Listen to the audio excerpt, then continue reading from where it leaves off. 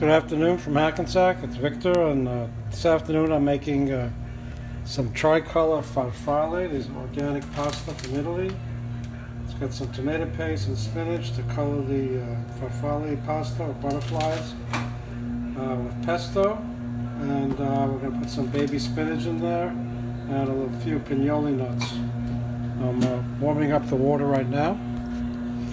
There's plenty of salt in the pesto sauce from Costco, so I'm going to be adding some vinegar to the water to prevent the pasta from sticking.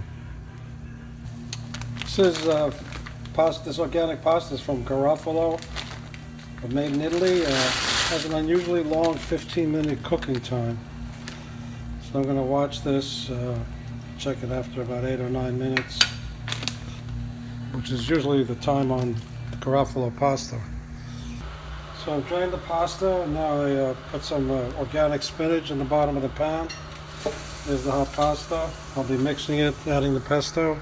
So here it is. I plated the farfalle pasta, Tri-Color Farfalle pasta with organic spinach, pesto, pinoli nuts.